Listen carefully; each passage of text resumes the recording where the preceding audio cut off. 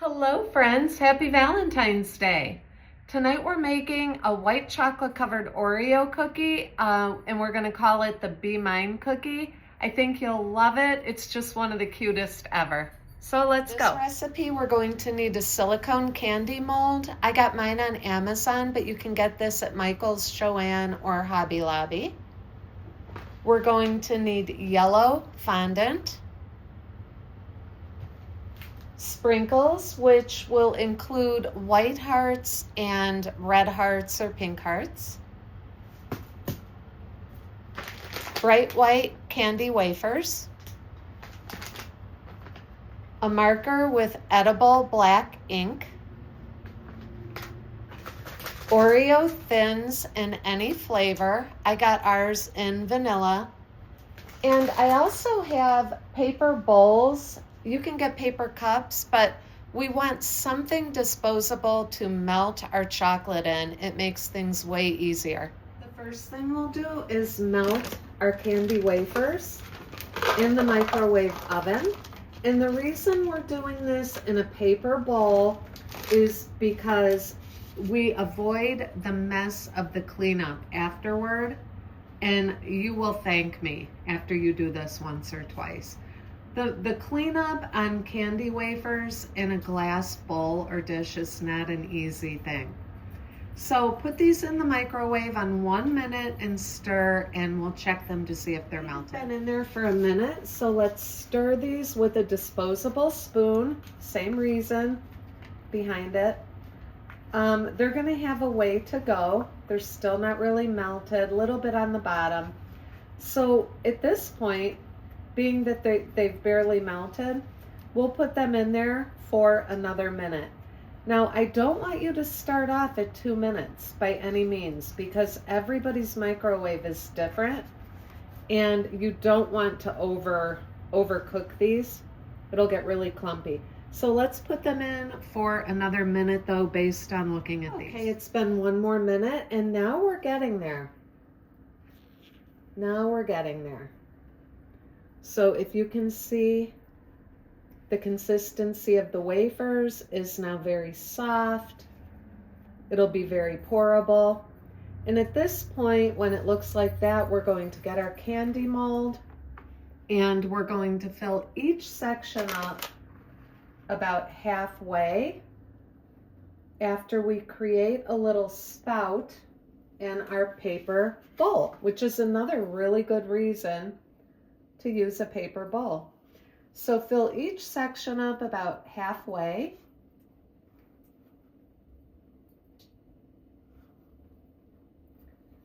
And when we get them all filled up halfway, I'll meet you here.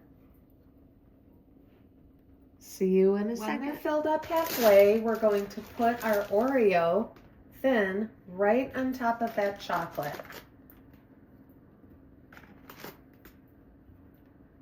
And when we're done with that, I'll see you back here. So I'm making 10 treats today, and we have our 10 spaces halfway filled up with the white wafer, melted wafer, and we have an Oreo thin on top of each one.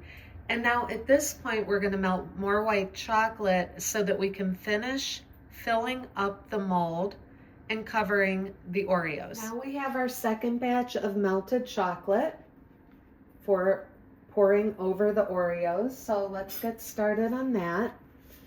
And just pour enough to cover the Oreos.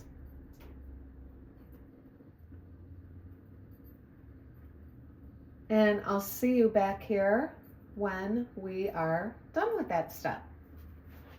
Now that we have each Oreo covered, we can give it a little shake or two. Get it all evened out.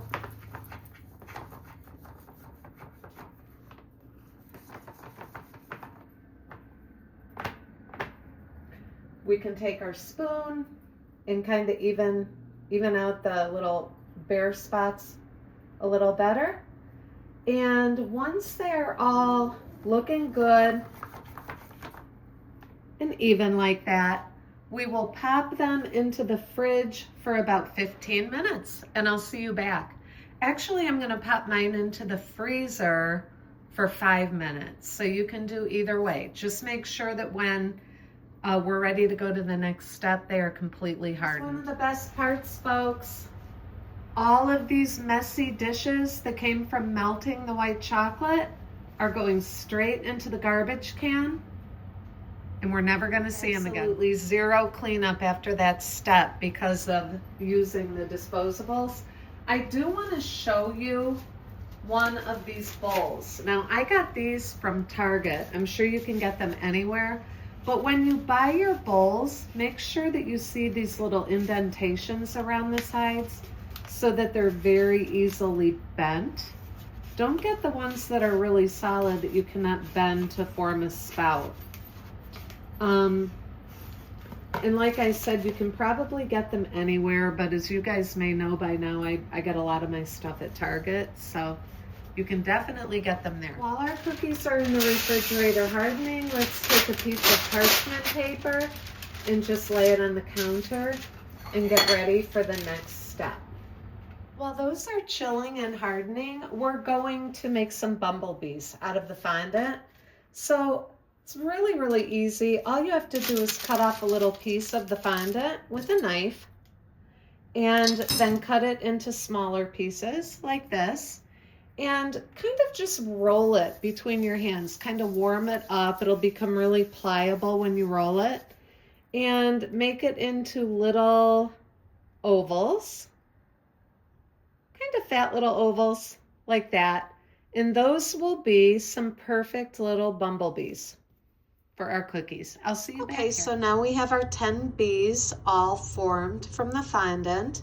And the next thing I'm going to do is separate some white hearts and red hearts out. So we'll need 20 white hearts because those are going to be the bees' wings.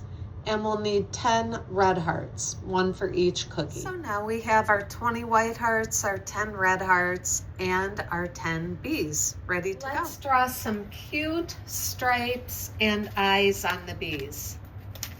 Opening our markers. All right, so we're gonna draw 3 stripes and 2 little eyes on each bee. So let's start here.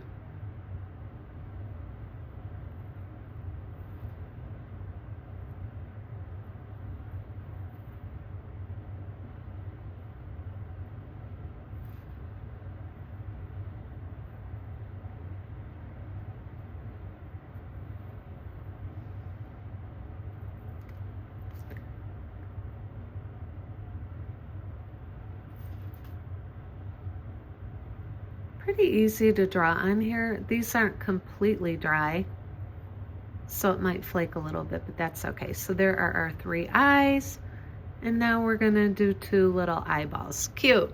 And we'll do that on each bee, and I'll see you back. Look how cute. Okay, we're getting ready for the next step, which is to put the wings on the bee. This step, we'll need to melt a little more white chocolate because the white chocolate is going to serve as our glue. Let's glue 2 wings onto each bee using a toothpick to put a little glue on first.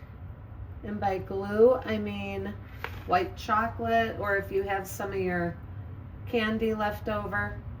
And we're going to put the points of the hearts, the white hearts, facing each other.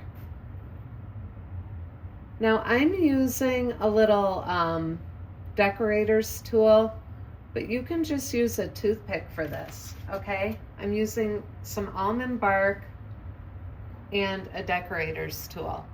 Toothpicks work just as well, but that is what the little bee looks like when you get the wings glued on there. Isn't that cute? So do all of these, 2 wings on each one with the points touching, and I'll see you when we're done. All right, cuteness overload. Cuteness, cuteness. Now we're ready to get our cookies out of the refrigerator because they should be very well set by now. So now we're popping our Oreos out of the molds and placing them upside down on the parchment paper. The bottom is the smoothest part, and that's why we flip them upside down to place them on the parchment paper. Look how good they turn out. And we'll get ready to glue our bees onto our cookies.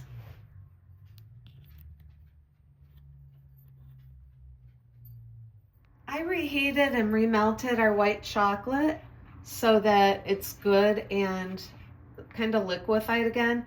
Now I'm going to put a little bit of this, a little bit more this time, onto one of the cookies and take our bee and just place it on there. And really you can place the bee anywhere you want on the cookie, but around the edge is the best place. And I will show you why. It'll all make sense to you when you see what we do next. But place the bee anywhere you want on the cookie, and I'll see you back here. That's what they'll look like when all the bees are placed on the cookies. So we're going to glue our red hearts onto each cookie with the point of the heart facing the back side of the bee across the cookie a little way, and I'll show you what I mean. Let's go across the cookie a little way and put our little dot of glue. And then we're going to point the tip of the heart toward the bee. Just like that. Simple. Let's do a couple more. We'll put our little dot of glue there. Put our heart on with the tip kind of facing the bee.